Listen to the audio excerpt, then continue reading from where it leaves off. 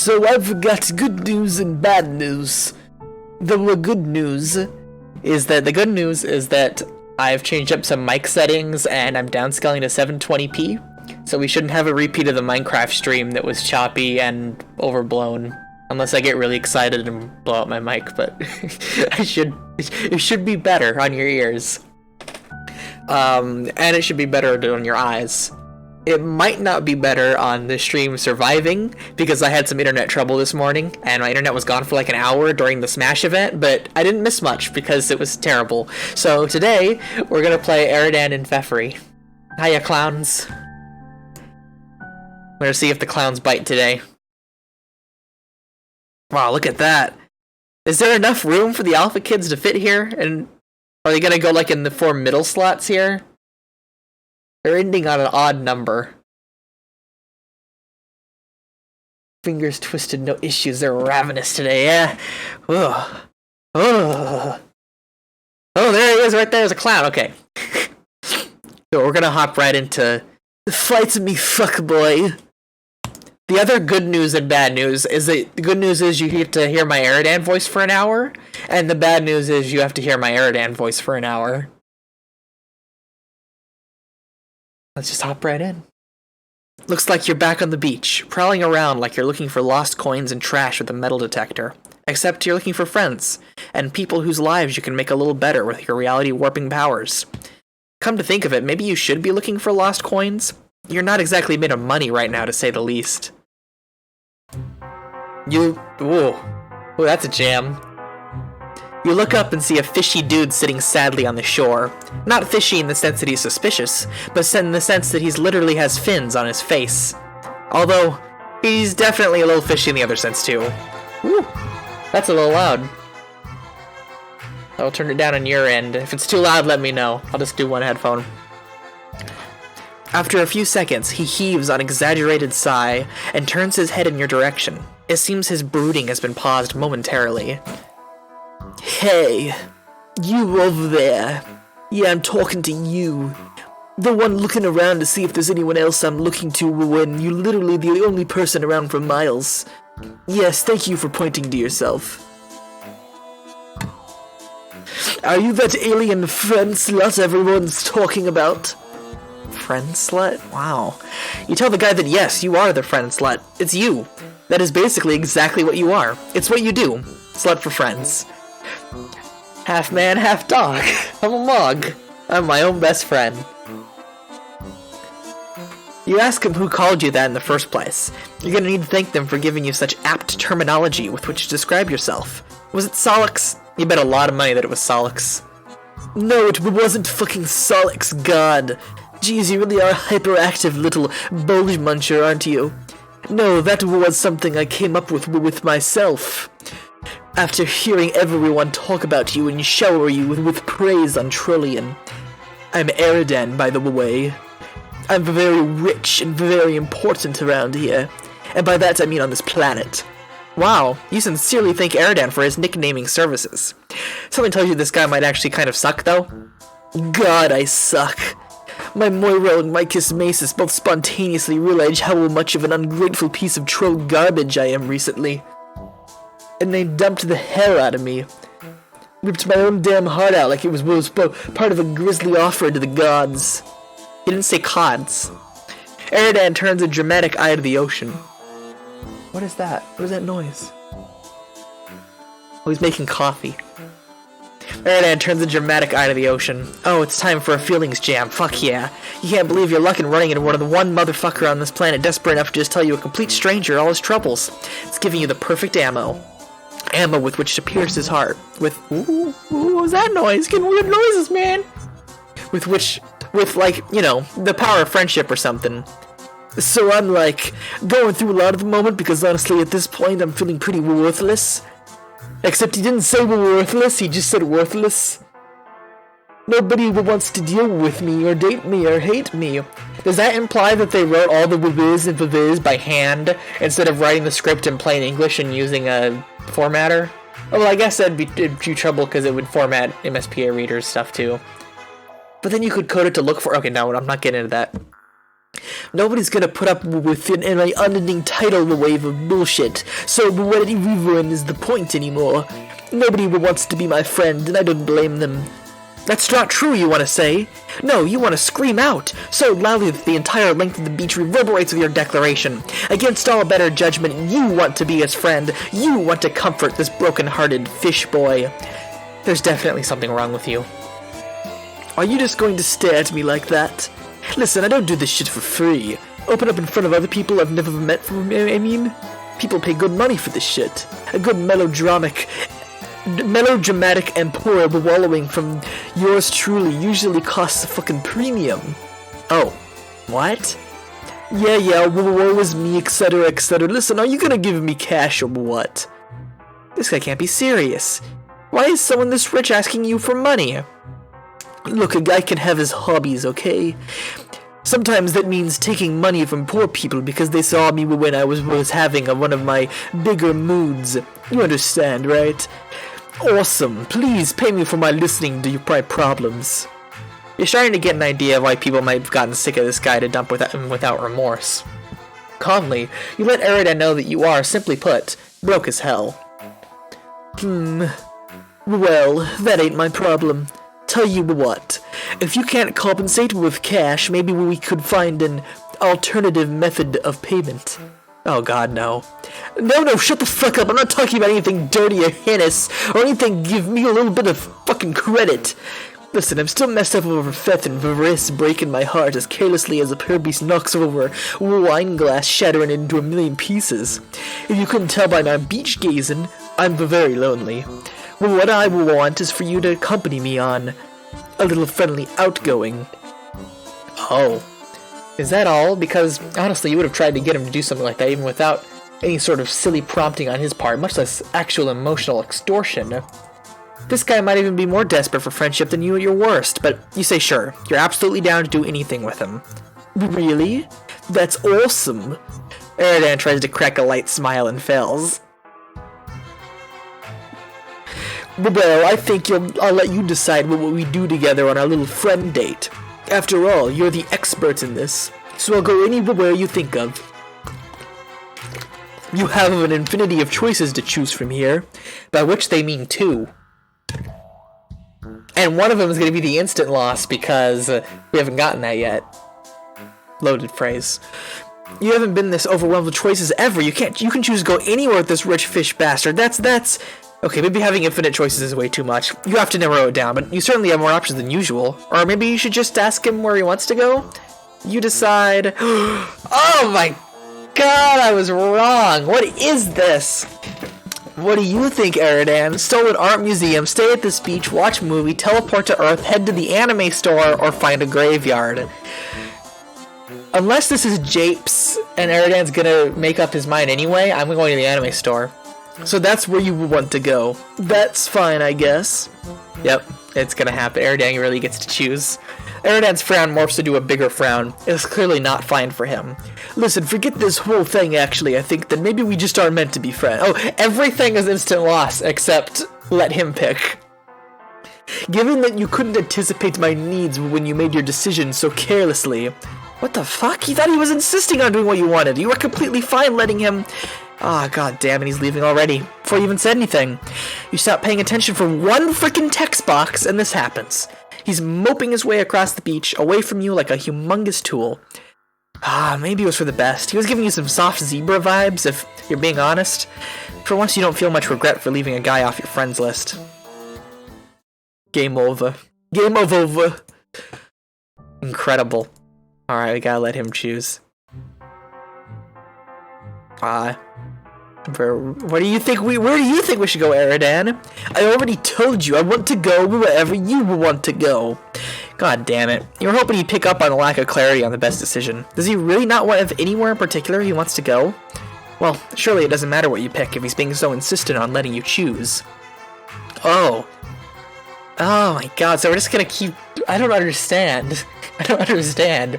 Do I just work my way down? Alright, Stolen Art Museum. So that's where you want to go. That's fine. Okay, I know. We failed. This is the first hard route. This is great. I assume he wants to stay at the beach? No. Is this the whole route? Did I beat Eridan's route?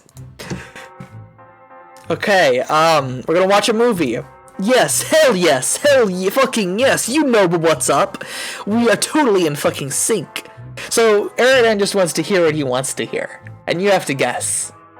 Because he's Eridan. Now see, I already have movie tickets, and I had them for like a month, and was planning to go a few minutes from now anyways, so clearly we were destined to be together as lifelong fucking pals.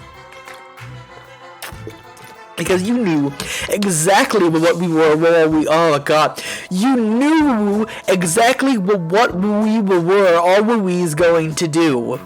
You're sorry, he had movie tickets this whole time? Why didn't he say so? Oh, you know. You don't. Your little myth that he was just expecting you to know what he wanted the whole time, but you're not letting it get to you. Moving on, let's get this show on the fucking road. I'm calling up the airship right now where we can take a nice little scenic route to watch the planet-renowned classic known as Shrek 2. What do you say? You're wise-eyed a little, and your body instinctively makes a spit-take motion. You're sorry, Shrek 2? Classic? Finally, someone's speaking your fucking language! It's an unironic masterpiece that... Suddenly, a hazy memory pops into your head of Shrek and Eridan standing side by side in a desert, surrounded by the black void of a cracking sky. And just as quickly as it pops into your head, it disappears. Oh boy, what the fuck was that? Is your mind playing tricks on you? Was Eridan smiling just then? You're not entirely sure why that stuck out to you. This vision was so out of place that, were it not for Aradia, you just start thinking none of your vague past memories were real. In fact, it almost makes you doubt that any of what you're experiencing is real. And yet it strikes you as familiar. Is there something else you forgot somehow? You refocus on your surroundings. Suddenly, you're on an airship deck, and Eridan's walking in front of you towards the bridge of the ship. Holy fuck, this airship is huge, you say? Also, when did you get here? You walked on it like any bipedal, quadrupedal, or steptopedal alien. What were you thinking about? Sorry, Shrek made you dissociate. Okay, fine, fucker, I'll just say it again. Well, welcome to the airship d'Ampura. It's practically my second or third home, and basically it's fucking incredible in every conceivable way.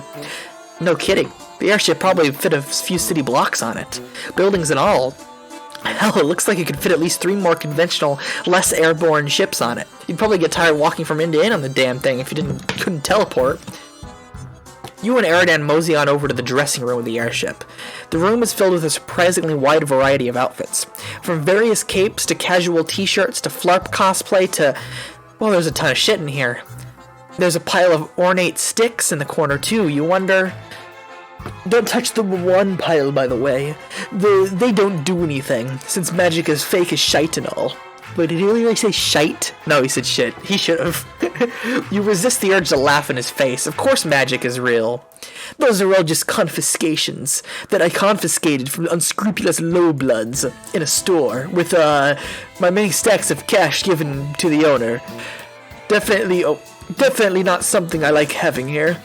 Right.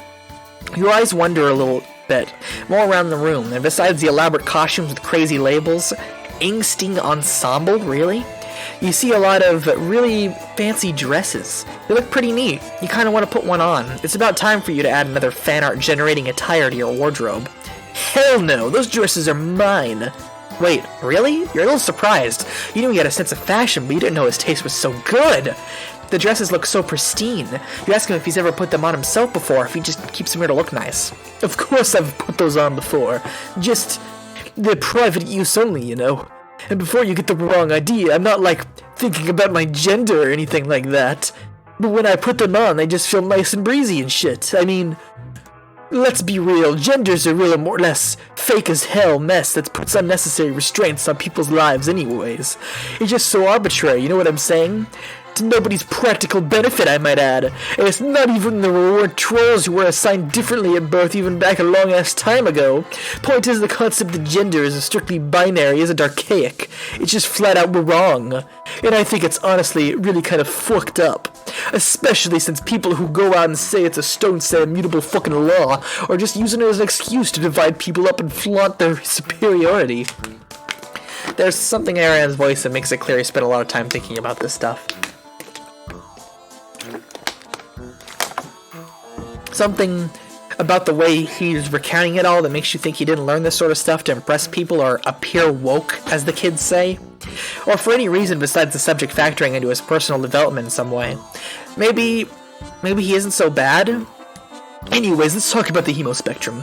Anyone lower than yellow is gutter blood trash that probably doesn't deserve this horrid life they live, which is why I've planned so many raids on their neighborhoods in this very airship and spent so much time sniping leagues in the air and shooting holes into low blood feet. Another W missed here. That'll show them to have less satisfactory essences coursing through their veins. You immediately fall to your knees and start throwing up on the floor. You quickly assure Eridan that you didn't unceremoniously barf all over his likely priceless carpet in response to his overwhelming classist sentiments, and conflicting, almost hypocritical viewpoints on different hierarchical power structures. No, you just puked your guts out for some other completely different reason. It was clearly just something in the air you smelled. Something's probably just full of shit, yeah. Whatever you say, I guess. You decide to hit the conversational go back button and challenge Eridan on the much more interesting topic that came up. Why isn't he very public as an ally, if he's so fascinated with the subject of gender? What, are you kidding? I'm not an ally, I haven't fucking done anything. Even if I were, I don't know if you've convinced you my whole quadrant situation people know and hate me. It's like, I've been such a relentless flirt that it's become policy at some theaters and restaurants for employees to set up specifically Eridan Ampura in the hand if I annoy them. Which isn't too big a deal because violet bloods like me are pretty fucking sturdy, but I suck and I bet half of this whole planet knows it. To the extent that, like, if I openly supported something like the destigmatizing of gender non-conforming trolls, any existing groups would hate me, and anyone outside of those would use me as an excuse to deride the seriousness of it all, and I'm not going to be selfish about this thing in particular. Oh, you didn't really, think about it like that. Even then, surely it wouldn't be as bad as Eridan thinks, right? Yeah, at this point I'm used to being hated. Comfortable with it even. Literally me. At least it means someone's thinking about me.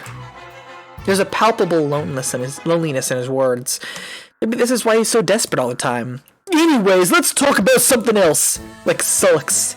Do you know if he has the rumored and highly sought-after double bulge, or not? Just curious. What?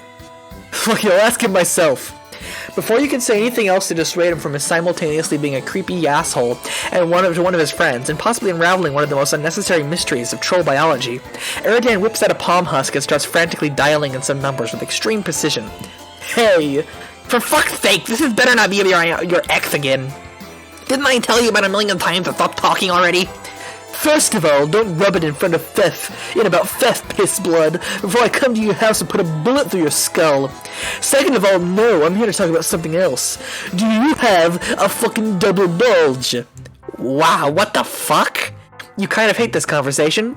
When you look at Eridan, you get the feeling that despite initiating it, he kind of does too. He's pacing around frantically. I've heard rumors, pal. First off, not your pal. Second of all, what makes you think I don't have a triple bulge? Fuck off. Listen, we have been unraveling this mystery for a couple of weeks at least. It's way too fucking funny for that. You are way too goddamn lame. Why do I even talk to you? You should be fucking ecstatic and I graced you with my effervescent goddamn phone presence. You mean palm husk? What the fuck ever, dude. Cranky because I'm fucking irresistible. Cranky because I'm fucking irresistible, aren't you, Eridan? Life has many doors, Ed boy. Fuck you! Ever since the apocalypse got fucking cancelled, you turned this completely neurotic e-boy, and it's driving me out of my goddamn mind. LMAO, do you even know what an e-boy is? I bet you're just mad because you got cucked by me. This is so wrong in every way. What? Yeah, I've basically been making out with FF for the last 30 minutes now. What? Hey, Solix, who are you talking to? An entitled sub. Ugh. Put Fef on the phone, you quadruple horn dick shitter. Oh, are you finally making fish? Oh wait, this is Feferi, not Eridan. Ow! Oh, now you got a spoiler for my Feferi voice. Are you finally making fish puns? I'm definitely making some kind of pun right now, yeah. Listen, you stupid motherfucker, the next time I will kill you. Really now? Are you really murderous today, or just trying to get your daily negging in on me? Neg the horse. Listen, how about we settle this whole ass meth now? Meth. I'm gonna head over that airship you keep driving on the neighborhood for about 2 hours. Get keep driving around the neighborhood in 2 hours. Get your dumb ass over here and fight me, fuckboy. You hear a beep from the... This was the worst assortment of voices ever. You hear a beep from the phone. Solix hung up. Eridan's face softens from an expression of rage and anger and one of tranquility and calm before he starts to laugh a little. Holy shit, this is a date I'm about to go on. Wow. You put a hand on his back and congratulate him. He seems as anxious as he is ecstatic at the moment. Somehow he completely changed his demeanor from when he was talking to Solix. It was like he was almost playing up his awfulness. He starts mumbling to himself about what he's going to do and say to Solix when he gets here. A lot of it sounds pretty rude, but also performative, like what a wrestler says when they have a fictional beef. You decide to take this opportunity to snatch a cape. Gotta update your ever-growing... See, Griever understands the art of the fake beef in Kiss Masis. That is beautiful. It's beautiful. You decide to take this opportunity to snatch a cape. Gotta update your ever-growing wardrobe. Some time passes and you make your way to the airship deck with Eridan, who's having trouble keeping his face from cracking into a smile, or at least the closest expression you've seen to him making one. Solix hovers in front of you, a couple dozen feet above. Oh. When you look up, his frown contorts into something more akin to a snarl, and red and blue energy starts crackling around his eyes like lightning. Remember when I asked you to stop calling me? What? I asked you literally 40 times to stop doing that, and so many other things, and you haven't listened. So I've decided I'm gonna cut you off from my life, one way or another. Understand? You look at Eridan. He looks a little less ecstatic than he did before. He gazes directly at Solix above him with a worried look on his face, shifting his general stance so that he can better keep his balance. You have a feeling this was more than he bargained for. You look down to the ground and reflexively brace yourself for impact. You felt combat psionics before with Asdaja, but shit gets crazy fast. It's a good thing you did too. You hear a much louder crackle this time and look up at Solix, an aura now visibly enveloping his body. He's growing red and blue with lightning stilled and energizing into existence inches away from his eyes. You feel the shockwaves of his pure psionic force weighing you down, making your legs feel more like jelly every second. It's as if the gravity itself is bowing down to Solix. Come on now, is this what you fucking got? Something about Eridan's feeble taunt tells you that this is absolutely more than he bargained for. Nevertheless, he pulls out his gun and aims it down at Solix with his completely unwarranted confidence. Solix's psychokinetic force is overwhelming that your legs give out, and you hit the deck, stomach to floor, knees to the ground, ass in the air. Yet there's pretty much no way you can stop this. Solix shoots fucking laser beams out of his eyes, and Eridan returns the favor with his own gun's laser, resulting in the most anime-ass beam struggle you've ever seen. The clash ends in a huge explosion of smoke that obscures everything from view. Defying the force of the blast, you zap into the smoke to get a better look. You're quickly met with a vast array of shurikens spinning wildly through the air in front of you towards Eridan, using the smoke as cover. Eridan blasts them out of the way, but the largest lodges itself right into the barrel of the... I wanna fuck Terezi, I wanna fuck Terezi, Terezi, Terezi, ghosts and guns have in store for us all. Eridan blasts most of them out of the way, but the largest lodges itself right into the barrel of his gun, as if to say, nothing personal, jackass. Solix flies out from behind, swiftly drop-kicking Eridan into cannon, which seems to have loaded with glitter. When Eridan crashes to the other side, his collapse covered in scrapes and confetti. He's bleeding less than you expected. Nothing personal, jackass. By the time Eridan gets up and dislodges a shuriken from his gun, Solix has disappeared from both fields of view. Where the hell did he... You hear literal tons of rock crumbling from below. You look down and see nothing. He looks left, right, behind you, all around, upwards. Ah, he's above you, pointing upward. Levitating, some kind of humongous, is that a fucking shopping mall? Did Solix bring a fucking mall to a gunfight? Wait, that mall, that's that mall, the one where in an era timeline, Durar pleaded with you to take her to Earth away from this hellish planet society and into the world where even the slightest bit of bleak. You lose yourself briefly in your thoughts. You couldn't help Daria then, and now it'd be easy to. Fulfilling that one request is impossible, yet again, it's so frustrating. You couldn't save Daria, you couldn't save anyone. Maybe it's too late to do that, but maybe you've been fucking around too much today. Maybe, just maybe, there's someone you can save right now. The mall is massive, and if it collides with the ship from that high above... Oh, fuck, you have to get out of here! Gotta give you credits, though. Nobody's ever tried to maul me with something so fucking big. What the fuck do you mean, maul you? What the fuck does that even mean? Maul, is it a verb? No, hold on. Okay, see, we were thinking of two different words around the same... Wait, I literally could not care less. Solix flings the thankfully abandoned maul directly at Eridan with what must be an ungodly amount of psychic force. Psychic blast. Screaming his throat raw the entire time. Okay, fuck, now or never, you have to get off the ship now. Eridan might be durable enough to survive getting dropkicked through solid steel, nothing more than a couple scratches, but you're fragile. You probably die from tripping on the stairs wrong. But even then, there's no way Eridan's getting out of here unscathed. Maybe it's time to save him. What should you do? Get in there and save Eridan. You can't just sit here and let someone like Eridan, get sandwiched in between a massive airship and an entire fucking mall. You got this. You're about to jump in like a fucking action hero and save Eridan. What is there to worry about? All you do is teleport in and out. Alright, step 1. Teleport in. You zap right in front of Eridan. He immediately shoots your arm off. Okay, ow. Eridan clearly wasn't planning to injure you so badly. You quickly see that he's rocketing at the edge of the ship using his gun's blast as propulsion. Fuck. He already had an escape plan. And Jesus, fuck, this hurts. Your arm, or what's left of it, feels like it got plunged in the fucking sun. Nobody tells you about that laser blast laser team amputation hurts this much. Distracted by the pain, you find it hard to focus on warping out of here. You can't even bring yourself to focus on Sulk yelling, fuck, fuck, fuck, as the titanic shopping structure hurls towards you. You try to steady your breathing, calm down, and try to focus on reality around you. Unfortunately, reality doesn't stop for you, and neither does the unflappable march of gravity as the sheer voice of the maul crushes you to death. If only you were a little less fragile, maybe you'd find two boys surrounded by the rubble of a crash site, shaken at the fatal consequences of their spat. There's several people are talking.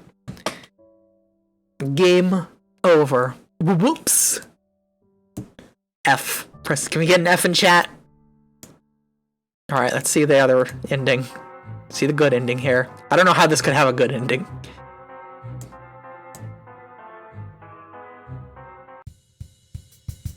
It's too dangerous. Get off the ship without him. Fuck it, he'll be fine. If there's someone else he needs help with right now, if there's my words today, man. If there's anything he needs help with right now, it's something a little bit deeper in his soul than the fact that he's being attacked by a building. You try to think of somewhere to zap, anywhere. While you do this, you notice Eridan fire a blast towards the ship from his gun, propelling him away from the center of impact. You, meanwhile, just need to get out of here, as fast as your mind can take you. So you close your eyes, zap away, and feel your surroundings change. You find yourself in a wasteland. There's a ton of smoke in the distance, coming from what must be the site of the airship's crash. You take solace in the fact that Solix was cognizant enough of his surroundings that he chose not to send the ship crashing into a city full of people because of a beef he had with one dude. After a bit of walking, you see the source of the smoke in the distance. The wreckage is astounding. There's a sharp metal fragments and concrete pointing out in all directions. Standing in front of it is Solix. You frantically zap your way towards him and ask if he and Eridan are alright. Well, that'll throw that guy not to ask people about the shape of their bulge. Yeah, we're both fine. He's not dead. Oh, thank God. For the record, I haven't actually made out with FF or anything yet. They're always just to rile him up. You asked Solix what Eridan did to him that was so bad you wanted to kill him. Okay, first of all, definitely didn't want to kill him. Way too much of a hassle. I wouldn't know if he was about to die anyway. Second of all, this asswife calls me an ass-crack-o'-clock and either sprouts some high-blood superiority garbage he doesn't believe or complains about his love life. Secondly, every fucking day? Basically every fucking day? So what he's saying is that throwing a maul at Eridan was just meant to send a message? Pretty much. You know, not long ago he tried to pay me lots of money to wiretap FF just to see if you ever talked about him. Oh geez, yikes. Naturally, I took the money and didn't do that at all. Massive fucking waste of time and energy, not to mention skeevy as fuck. I've actually told her about that because it was kind of hilariously pathetic. It's how we got talking in the first place. But that's about me. Why do you even care about this guy? I'll get your whole friend stick, but he's not really your responsibility, nor mine. Maybe Solix is right. Maybe it's not your job as a friend to make Eridan feel better, or fix his problems, or set him on the right track. That's probably why his Moirel, why everyone gets sick of him. But, like, you're supposed to do something here for everyone. You can feel it. Like, you're supposed to smear your huge ass all over Destiny and say, eat my ass, Destiny. All these kids will get the chance at good lives. LMAO. You throw this into some kind of hero complex? Maybe? Probably. You just wish Eridan could be a little bit less of a tool bag. Is that too much to ask? Well, I guess you can do whatever you want. I won't stop you. But he doesn't deserve this, you know? Maybe not. But this doesn't change what you're going to try and do. You've got a lot to say about Eridan. You wave Solix goodbye and make your way around the field of rubble. It only takes you a few minutes to find Eridan, sitting on some rocks. Ugh, fucking, that hurt like hell. He's alive! Of course I'm alive. You think I just died because I got a building thrown at me? Actually, if I didn't blast myself out of the way, I'd probably have been buried under a lot more rubble. Probably wouldn't have been able to dig myself out. Solix could have done that, but if he went this far to kill me, I really doubt he'd do that willingly. There's no way he hates me in a way that lead to a decent colligonous relationship. I was actually pretty close to biting the dust here and there, huh? Hey. Oh. Ooh. Whoo. Ooh, mama. Ooh, ooh, ooh. Wow, wow, wee, zow, wee, mama. Wow, wow, wow. Ahoo, God. Do you ever think to yourself, but what a wonderful world, that you have all the power you could ever want and need, and every whim catered to with ease, and that even despite all your happy moments are as fake as magic is, maybe even more fake? There's no way, another W missed, I'm not doing something wrong here. After all, I can only wonder what you think of me. I'm just a scumbag who keeps settling himself up to fail, right? You ask Eridan if he wants the truth, wondering aloud if he can even handle it. Listen, I'm not gonna be in any more pain. I mean, right now, having been dumped 3 consecutive times, and also getting crushed under several tons of concrete too, I guess. I can handle the fucking truth, just give it to me. In front of you see an absolutely hopeless moron who achieved their station in life through no work of their own, and who's placed all his stock into social lies. He's cherry-picked the ones that have worked for him, and rejected all the others. But what has it done for him, really? Absolutely nothing. Believing in society has only ever hurt him. Maybe not in the same way it's hurt your other friends, but not even trolls on the top of the heap are immune to Alternian's brand of poison. Here's a 6-sweep-old kid who's ultimately just scared, lonely, and confused. Someone who doesn't have to be hopeless. Someone who can violently burn away all his feelings and rise from the ashes like a phoenix who decided, maybe this next life, let's not be so fucking racist all the time. So you tell Eridan to get up from his throne of wreckage on his sunken ship and start making his way to some pit stops of self-betterment before more people make grievance with him the way Solix has.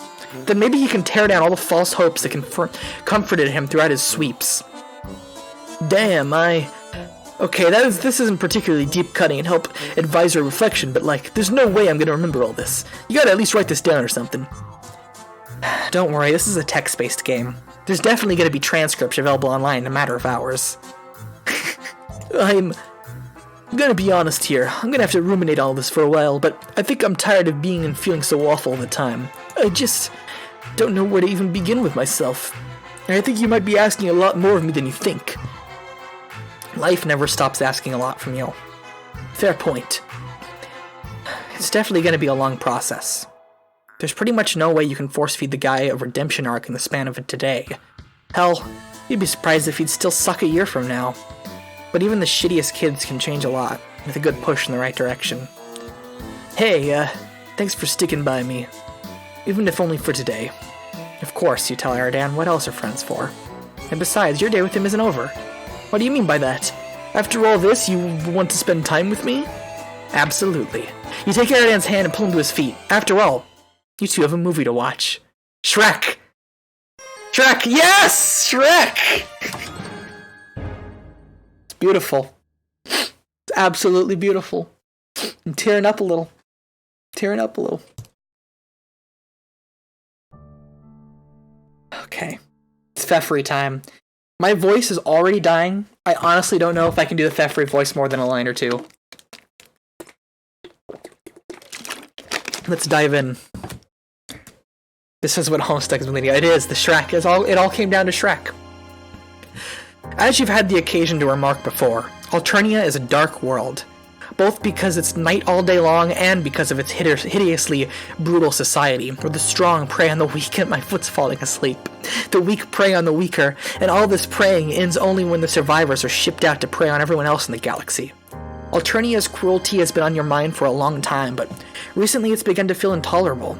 You decide to take a walk in the woods to calm yourself, but it seems that with every step your mood only grows darker, your agitation greater. What time? Okay. As you walk, you remember the names of Alternian friends who have fallen to the planet's injustices, and your mood goes from bad to worse. You've been waiting around like a spoiled, self-centered narrative device for a lightning bolt of illumination to reveal your reason for living.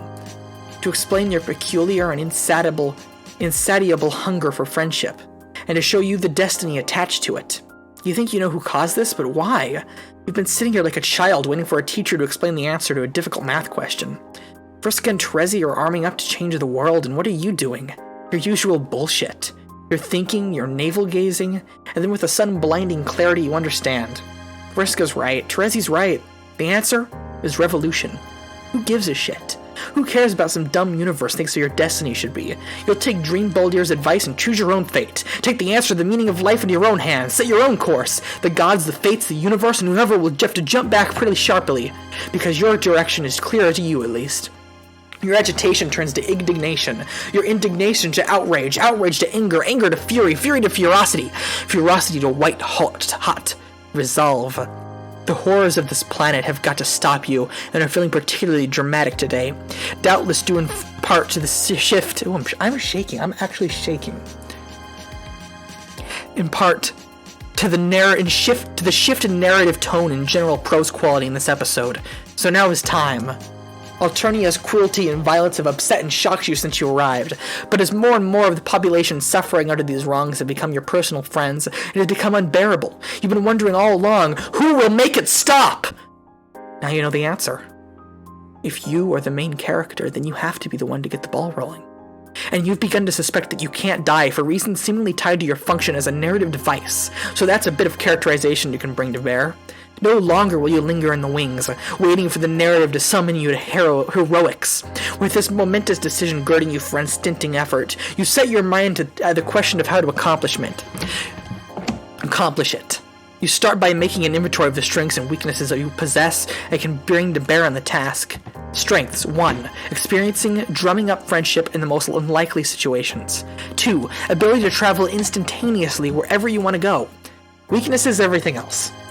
This helpful mental exercise clarifies matters significantly. You see clearly that the only way for a single humble being such as yourself to change Alternia is to go directly to the point of maximum leverage. In other words, straight to the top. You'll need both of your resources in this quest. You'll need to travel superhumanly and superliminally into the immediate company of Alternia's ruler and throw your full friendship game on them, with the objective of persuading them to initiate reforms, change rules, and set the planet on a course to civilization. But your darting intellect realizes something else. It won't be easy. The ruler of a world since Alternia must be a fearsome, fell creature, a monster of no ordinary loathsomeness and cruelty. On Alternia, you've seen gigantic, ravening loci, genocidal clowns, murderous highbloods, and every kind of grisly crime, to a point making belief in Santa Claus almost impossible. It stands to reason that the leader of such a world must be the cruelest, gruesomest, most terrifying being of them all, a being of nearly impossible evil. For the first time since this plan caught fire in your mind, a whisper of doubt creeps in. It occurs to you the most likely outcome of your quest for the reformation of Alternia is a scenario where your internal organs are festooned over a wide area, your eyes popped out of your skull, and your brains splattered into a fine mist. While experience suggests that you're non-killable, that sort of thing may offend, not to mention be excruciatingly painful. Maybe it would be better to have a light lunch and lie down until your reforming mood passes. Oh, come on! If you, an indispensable narrative device with nearly superhuman befriending powers and actually superhuman traveling powers, won't try to reform Alternia, who will? Have you no pride, no grit, no college-age spirit? Go back and select the right answer. Press on, fearlessly with your quest. Scorning all difficulties, you decide to press on fearlessly with your quest. You gather yourself, consign your soul to heaven or whatever, and prepare for the worst. You close your eyes and think, take me to the highest being on Alternia. Then you grit your teeth and prepare for the ultimate horror. You feel the familiar sensation of the superhuman, superliminal travel, and the world changes around you, rendering you somewhere else, somewhere that feels quite different from the previous forest location. Very different, actually. A lot wetter. It quickly becomes apparent that there's good news and bad news. The good news is that instead of an eldritch monster, you've materialized next to a rather pleasant-looking troll girl with fins on her head and wearing goggles and a tiara. The bad news is that you're drowning, and you may have materialized in the middle of an ocean. Glub! Kelp! Your own greeting may seem a bit less cheery than that. It consists of thrashing wildly with your eyes bulging out as you fight not to inhale, while trying to concentrate on zapping yourself the heck out of there. The troll girl watches in astonishment, but suddenly seems to understand. You see her take a big breath of water through some of the gills in her neck, and then breathe something out of comes her mouth. A bubble! The bubble expands and expands until you feel its boundary break. Welcome to Boundary Break, where we basically take the camera wherever we want. And suddenly you can breathe. You collapse. She's making dream bubbles, like she makes dream bubbles. And collapse, coughing and gasping onto its floor, which feels like the inside of a huge submerged balloon, yielding but effectively keeping the water at bay. The troll girl sits across from you in the bottom of the bubble, studying you cautiously and anxiously. Glub, glub, glub, glub, glub, glub, glub, are you okay? Recovering from your brush with drowning, you're able to notice with relief that despite her conversational quirk, she looks friendly, even glad to see you. You try to say something, but all that comes out of your mouth is water and a sputtering sound. I don't speak whatever language that is. It's pretty tough, though. You burp and some water trickles out of your ears. Sorry, I don't understand. Do you speak Alternian? Glub, glub, Solix. With a great effort, you gasp yes. Oh yeah, your name is Feferi. My name is Feferi Pisces. Glub, glub, what's your name? You bubble weakly. It's nice to meet you, Blob. You nod politely, expel another half-gallon of water, then weakly say that it's very nice to meet her too. Not least because if she hasn't been there, things might have gotten unpleasant for you. You're welcome! But what are you doing here? Almost nobody comes this way. It's not really on the way to Anemone. She looks sad when she says it. Oh, she says it? Oh, this is the wrong text box. She looks sad when she says it, and you wonder what some poor troll child would be living out by herself in the middle of these submerged parts so far from anyone. How did you manage to disappear from here like that, Glub? You're almost like a heart attack, Glub Glub! You tell her that you were trying to use some superhuman powers you have to go visit the highest being on Alternia. The troll girl seems to perk up at this. You wanted to come visit me? You shake your head vigorously to try and get the water out of her ears. The troll girl looks disappointed. Glub, you didn't come to see me! You apologize and say that you're quite happy to be visiting her, but that you misheard her last remark. You thought she had implied that she was the highest being on Alternia. This goes to show how deep submergence and waterlogging can cloud your hearing. Oh, no, Glub, you heard me right. I am the highest being on Alternia. Most of the time. I am the future Empress, heiress to the throne of the I don't know her voice. Alternian Empire. I keep losing it. Which is a great glubbing pile of whale poop as far as I'm concerned. Maybe a bit of Riz from Penumbra.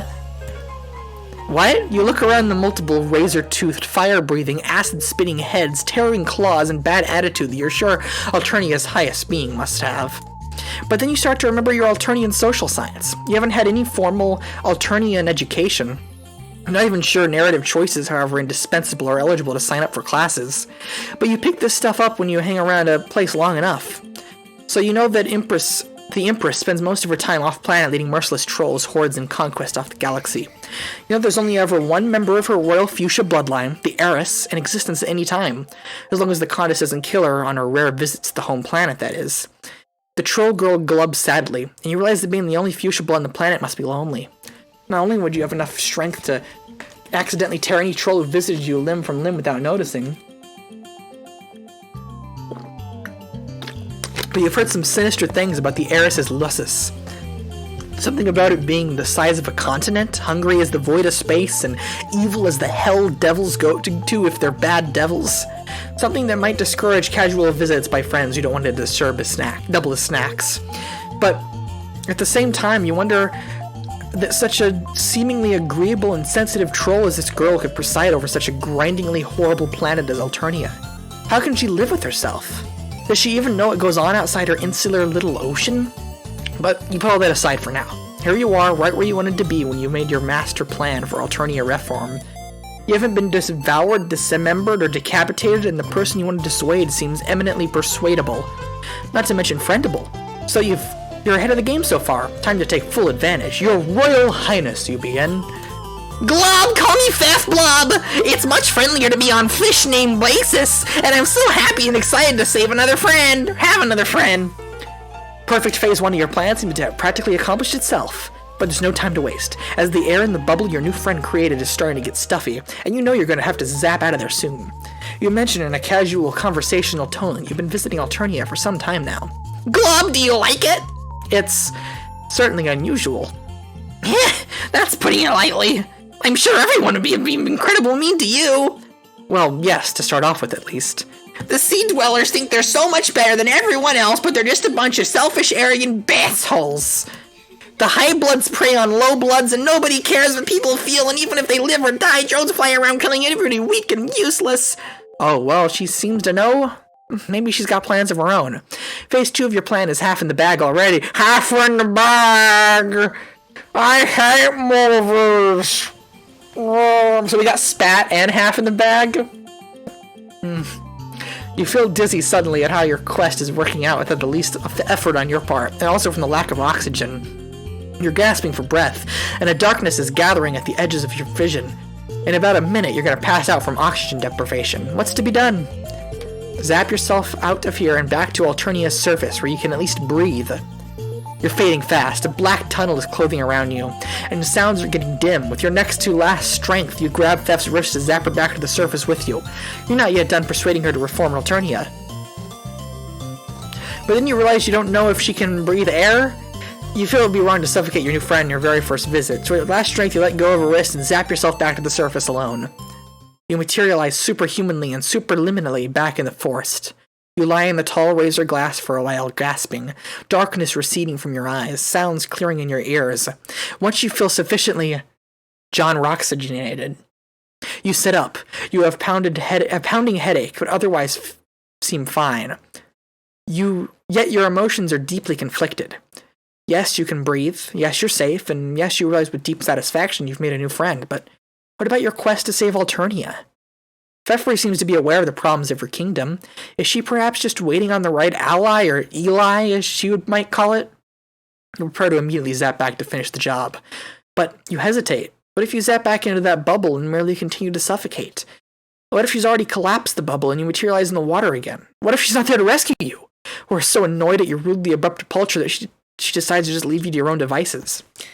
What if Verlussus notices you thrashing in the water and snatches you with its eldritch tentacles for a plaything, or horse devour? Not that you can drown or suffocate or die of mastication, but can you really not? It felt like you were drowning and suffocating quite efficiently there only a few minutes ago. You hesitate some more. Even if you can't die, the torment of drowning and suffocating felt quite real. How long might such torment go on, even if you didn't die? Would an eternity of suffocating or drowning be all that pleasant, even if you kept on living? What about an eternity of being chewed and passing through a giant Lucis's digestive tract? You realize you can't bring yourself to zap back to the heiress. You curse your weakness, but give a choice between death and eternal torment. You realize with belated humility that your choice would be neither, even if there's a chance you could save Alternia. You stand up sadly and begin walking back through the forest. Make a friend, but fell at life. Game over. Aww. Alright. Last segment. Stick around and test out the whole you can't die hypothesis. You're fading fast. This is getting real Groundhog Day. A black tunnel is closing around. Watch that first step! It's a doozy! And some sounds are getting dim. You wiggle your fingers and try to gasp out of an entreaty. Glob, are you okay, Blub? For reply, you clutch your throat, fall heavily to the floor, and lose consciousness. You gradually regain consciousness, and as you do, you realize that the air is going through your lungs. Air is not toxic. Fresh, oxygenated air. The most beautiful thing you've ever felt.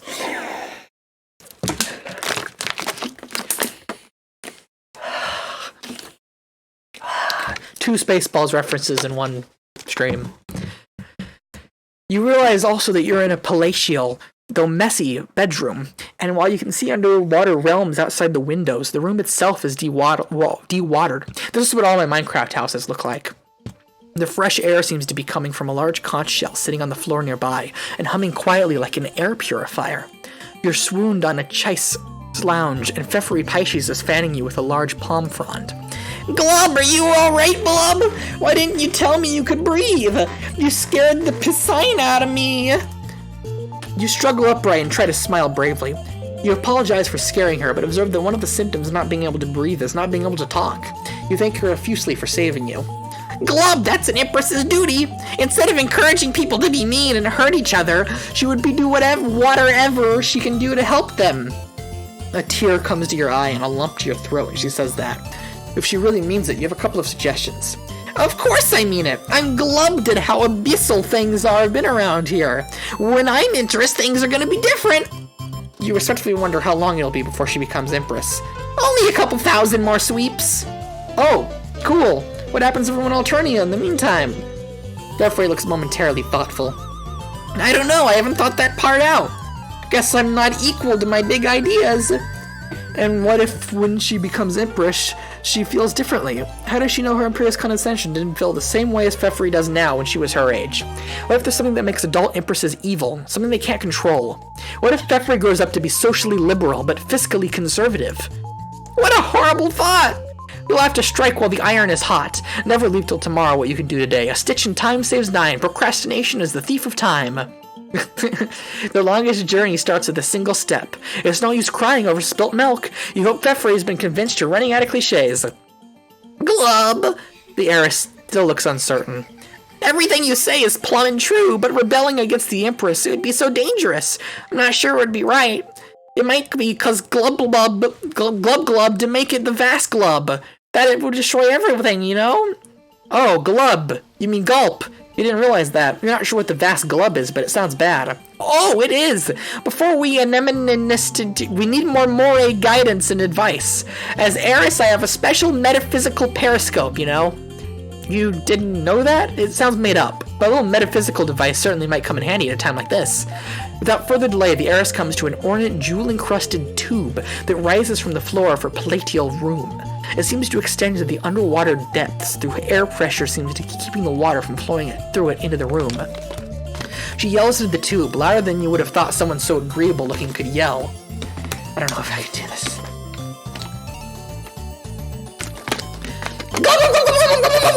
There you go. There's a... Oh my god. Oh my god. There's a swishing, gurgling sound, and something extends up through the tube into the room. Something pale and featureless as a lucis, but unmistakably a tentacle. I've seen enough hentai to know where this is going. A tentacle with a bulbous eye on the end of it. You dive behind a luxurious sofa. Excuse me. Rather than the heiress's lusus didn't see how plump and tasty you look. But almost immediately, the eye settles itself on top of the tube and hardens into something that looks like a very large crystal ball. Shapes, whoa, move inside this crystal ball, then resolves themselves into a scene you recognize. You realize with a shock. You come out of behind the sofa and approach the crystal ball, staring into it. Did it really take this long to get a mid-section illustration? There surely were some before. Because this is like basic visual novel for this stuff to happen. And if they do a third visual novel, I think it'll be more long form and have more stuff like this. And maybe stuff like interactive maps to go places, or just things to mix it up a bit. This is a great step in the right direction. Shapes move and change inside the crystal ball. They resolve themselves into a scene you recognize, you realize with a shock. You come out from behind the sofa and approach the crystal ball, staring into it. In its depths, a dark place appears, and in the dark place, a carnival carousel rotates. Wooden horses going up and down, and above them, naked plastic mannequins with plastic wings hanging from wires. The dark carnival jumping Jessafat. Is that where Feferi gets her metaphysical device? The scene grows clearer and clearer, zooming in on one of the horses, and on the figure riding it. Your heart begins to beat wildly. You can't be, but... honk! Suddenly, you're dancing around the room with joy. You grab Feferi and whirl with her as you dance. At first, she gasps in surprise, but then she gets into the spirit, grins, and begins to whirl too. Her strength is so much that she spins you like a fan blade, your blood all going to your legs. And when she lets you go, you hit the wall like a bullet and ooze down to the floor. But as you recover consciousness, your joy is barely containable. You never thought to see that sweet, sweet fellow again, but here he is. And evidently, he's coming up in the world because he's communicating exclusively with a royal fuchsia blood princess. You're so proud your heart feels about to explode. My friend Glub here! They have a plan! Well, you wouldn't go that far. I'm not sure what to do. Honk, honk, honk, honk, honk, honk, honk, honk, honk, honk. Just hold on. Feferi adjusts some controls on the bejeweled tube. They must be translation controls, because in mid-sentence, Karako's remarks change from semantic honks into conversational language forms. When they do, you realize this isn't the same Karako you knew way back then. Honk, honk, honk, honk. What you ask is not simple, little one. To truly know the answer, you must learn that there is much more to your story than meets the eye. You must expand your vision to the great picture, and even the bigger picture of that big picture is only a pixel. Yes, I know that this isn't the usual glub shit. Not silly quadrant glub shit for wigglers. I need some real answers here. You study Karako. He's obviously the same troll, but the changes in him are equally obvious. His eyes are deep as wells, his face grave and kind. Either he's done a lot of reading and undergo a lot of life experience since you last saw him, or else he's become the honking mouthpiece of some vast mystical wisdom-type entity, which offers metaphysical advice to princesses. Perhaps whatever person or process sustains the dark carnival. But how did Karako get that job? You wave madly at Karako as he and the heiress talk, but either he doesn't see you, or he no longer knows you, or he thinks imparting serious metaphysical advice is too solemn an occasion for waving like a maniac. Either way, he ignores you and keeps talking. Does a troll who paddles an ore vessel down a rushing river control her own fate, or does that river control her? The answer is, of course, both. The river has its own force, but within that troll can move her boat where she will. You are the heiress, and thus the fate that sweeps you along is vast and swift and powerful, but also your arms are strong and your ore vessels stout. Do not despair of your own strength. Yet there is more. We see by mystic means that the rushing river you navigate is itself being swept along by an unimaginably vast rushing cosmic river, and that the planet with that vast cosmic river traverses is itself being swept along an even infinitely greater super cosmic river. There are many such metaphorical cosmic meta-river levels in this particular instantiation of the story. Thus, even if you will utmost power to change your course on the river you are navigating, the river you can see, the other meta-rare rivers continue to sweep you on as before, without regard of any tiny adjustments you may make at your own level. Yet do not despair. You may yet, through long and deep meditation, transcend the bound of this small world, rising higher and higher, so that you are able to see and comprehend and transcend these vast and meta-vast cosmic river levels one by one. And what can you see? You can learn how to navigate, using meta-vessels and meta-ores fashioned from the meta-cosmic star stuff. Yet also, remain humble. Above the creator of this world is yet another creator, and above him another creator even greater than him, and above her, another creator. Oh, who's it talking about? Aisha and Hussy? These vast powers move all things like pieces on a chessboard, yet if the chess pieces grow wise enough, they may move the movers. The powers that move in these universes upon universes are unimaginably large, and yet as you are unimaginably small, yet nonetheless for you that in your smallness and your small world are indispensable, like a key piece at the bottom of an infinitely tall Jenga tower. Knowing these things, do you wish to undertake the great work of awakening and enlightenment that will bear you into the full light of reality? It is a work of millions of mantras, thousands of sweeps, and hundreds of lives. Or knowing these things, do you instead choose to ply your vessel in the waters of your own world, renaming your person life as he made you? Remaining a key yet unknowing piece in the towering stack of universes, influencing your destiny on your corporeal river, swept to the destinations beyond your understanding and a fulfillment of the larger story? Either choice is noble, little one. Your only duty and burden is to choose the one that seems best to you. Feferi turns to you. It's clear that both courses describe the wise one speaking through Karako hold attraction for her, and that she's speaking on a razor's edge between them.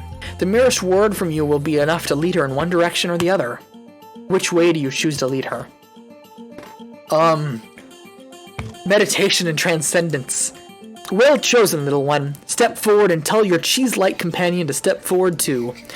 A friend to share your transcendental journey is a blessing, and they seem a noble and loyal cheese, though perhaps a little bit overexcitable. You and Feferi step forward, and Karako's hand comes right out of the crystal ball, divides in two, and taps each of you on the forehead. As the tap, you feel a powerful fire course roll up your spine through your chakras, and the roaring flames obliterate the world. When the flames subside, a resonant silence reigns. You and Feferi are seated in full lotus position, on either side of a fresh air conch, cozy and floating deep through the vast oceans of Alternia, where you can never be found by anyone until you fully emerge enlightened by with the power of the gods many yugas hence. Eternal spiritual sibling good. Victory.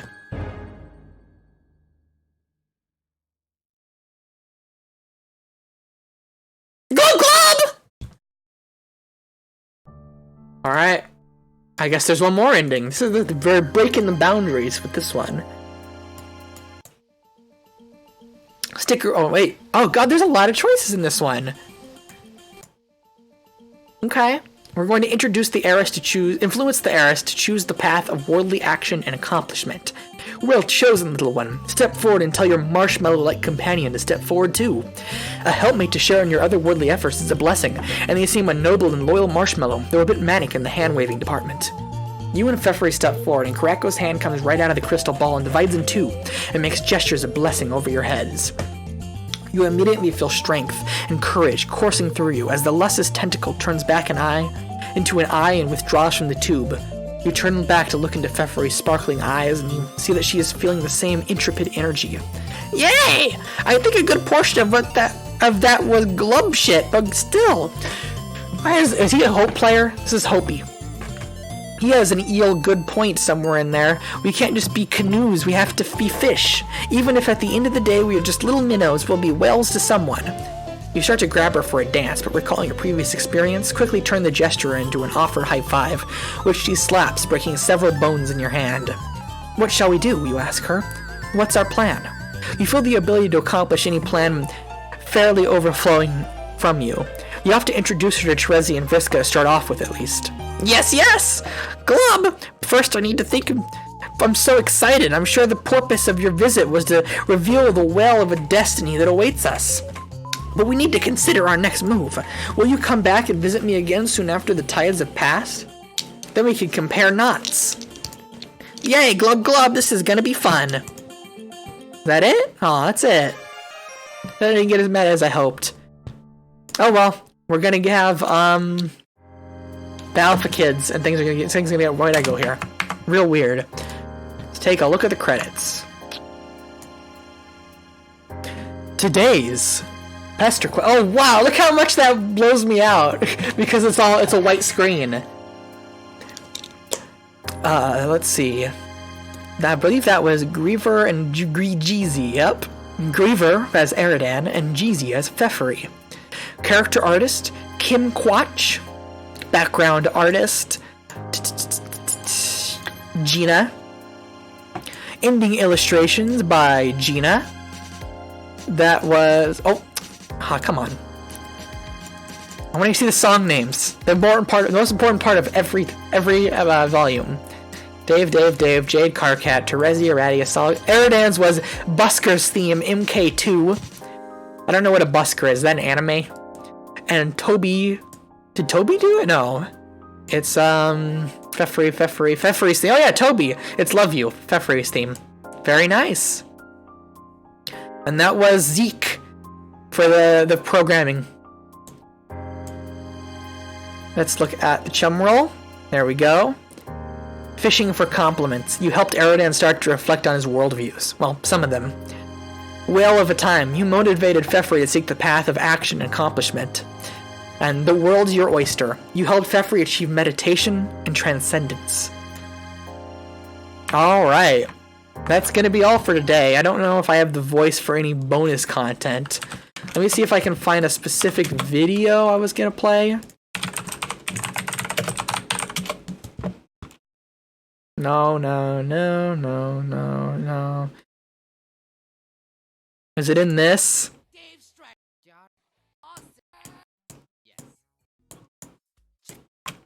No. If someone knows in the comments of this YouTube video, please link me to where Feferi goes and she turns into a dolphin. I think it was Senor Pac-Man. Find me that. Oh, wait, that's a good one. That's recommended top of my YouTube right now? What are the odds? Okay. So I'm just gonna do this. And, we're gonna end right here. Thank you all for joining me. I'd like to thank CyberKinetist, who's still my only sponsor, but you can sponsor me at sponsors.org/LunaTucker if you want your name read on stream like Kinetic cyberKinetist. It also gives you access to an exclusive feed where I post artwork files and sneak peeks, and a special role in my Discord with a special channel, so people can know you like me, which is, come on. Come on. So, I'm gonna go now, and, I'll see you all in a couple weeks for Jane. I don't know if it might be like the beta kids, we only get one, so it might be just Jane. So we'll see how that goes. You should watch all of them, they're so good. I've seen like half of the first one, I think. Oh, really? Yeah. I think you will like them if you go back. I probably would like it more than I think.